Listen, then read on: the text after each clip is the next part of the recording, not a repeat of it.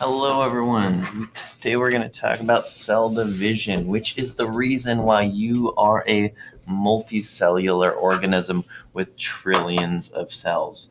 You started as one cell big, and now you are trillions of cells, which is a lot. Okay, just so you know. So, cell division is the reason for that. Okay, here's an animation, like an animated picture of two cells dividing.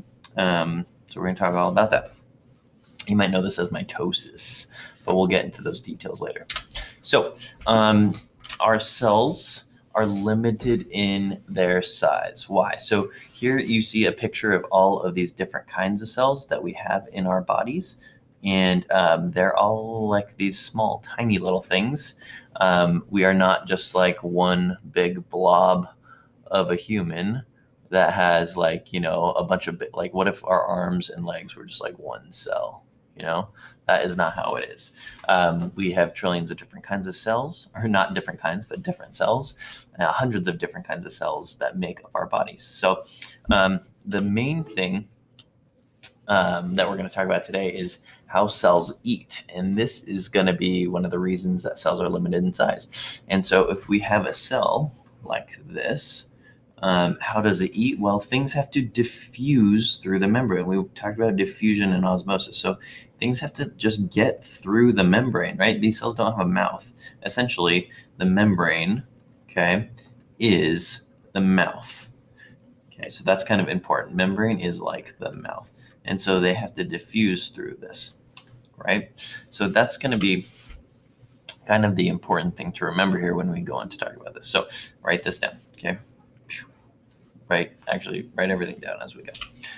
All right, so here's a question. Which cell can get food throughout its cytoplasm more efficiently? Well, if we look at A and B, I mean, there's pros and cons to each. So the small cell, it has a smaller volume inside. So, stuff can get in and go all the way through the cell. It can just kind of go all over the place really easily because it has a small volume. On the other hand, over here, this one has a large volume, so it might be hard to get stuff in or in and move all over the place, but there's a lot of surface area on the outside, right? Like it has, compared to the small one, it has a lot of mouths, right? Basically, it has a lot of places where things can diffuse into it. Okay, but we're going to actually get into some math here, whether you like it or not, and really get to the heart of this issue. Okay, so we're still on why can't cells get too big, and it has to do with them eating, right? It has to do with their size. So I want you to make this chart like this. Okay, so if deposit, that's fine. So where it says pieces, though, that's these three different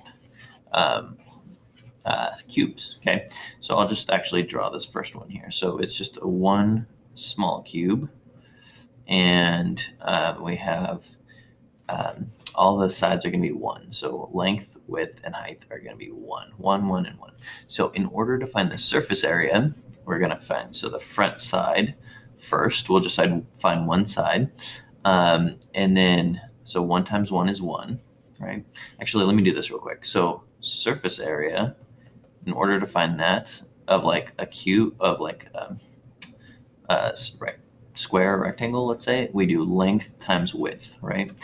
In order to find volume, we do length times width times height. Okay, so we're finding surface area right now of the cube, though. So how to find it for one side is 1 times 1, but then there are 6 sides. So 1 times 6 is 6. So we have 6 centimeters squared.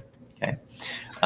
For the volume of the cube, we are going to do like this: length times width times height, which is 1 times 1 times 1, which is just 1 centimeter cubed. Okay, so a ratio, our surface area to ratio, volume is going to be 6 over 1. We can write that as a fraction. Okay, all right, let's go on to this one right here, B. So if we have a cube that is, I'll just do it up here, 2 by 2. So let's try and find the surface area first. So this side here, the front side, is 4 centimeters squared, but there are 6 sides, so 4 times 6 is 24 centimeters squared. Okay, now the volume is going to be length times width times height, which is 2 times 2 times 2, which is going to be 8 centimeters cubed. Now, if we do this, let's say 24 over 8, that is going to reduce to 3 over 1. Okay, so our surface area to volume ratio is getting smaller here. Okay, now let's do the last one. So if we have 3, so we're trying to find this surface first.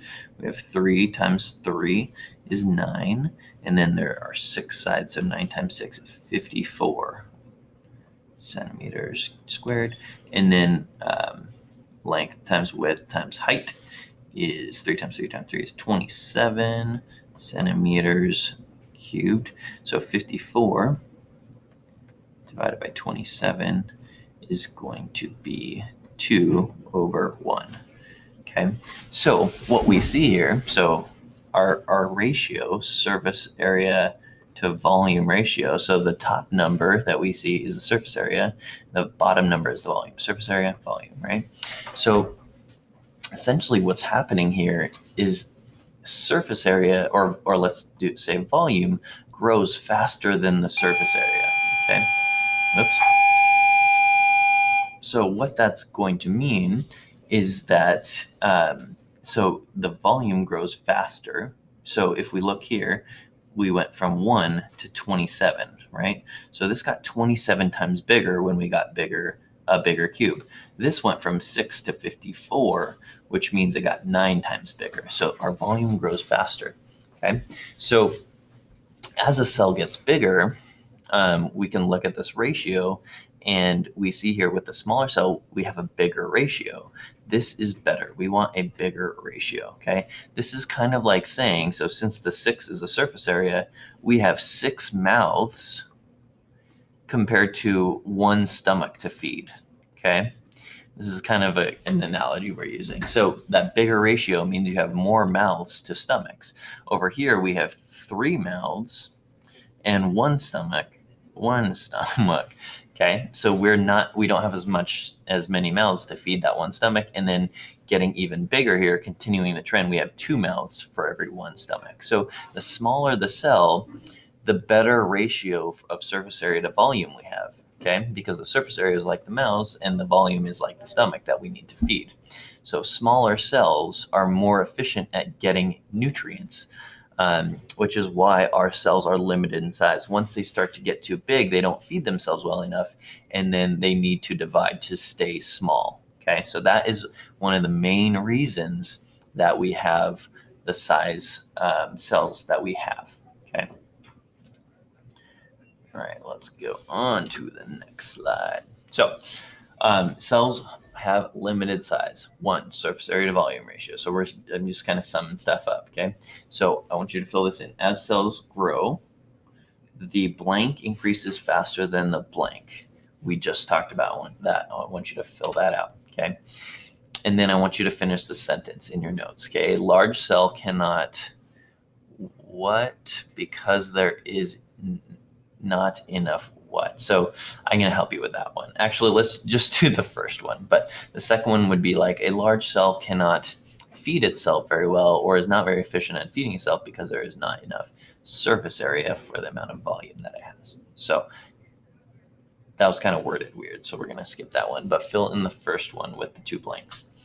All right, the second thing we haven't talked about here that I'm just going to go over kind of quickly is that when you get a really large cell, like some of these muscle cells, there isn't actually enough DNA in order to cover the demands for the whole entire cell.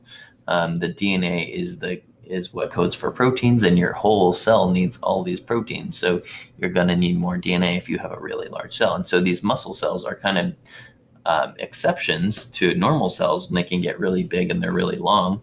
And they actually have multiple nuclei, which is kind of cool. You can see all those little things here are actually going to be nuclei. Okay. All right. last slide here. So cells must divide when they get too big, but what are other reasons a cell might divide? So cells that are single-celled versus cells that are multicellular have different reasons to divide, right? If you are just one cell big and you go bloop and go into two different cells, become two different cells, well, you just reproduced, right? That's how you reproduce, okay?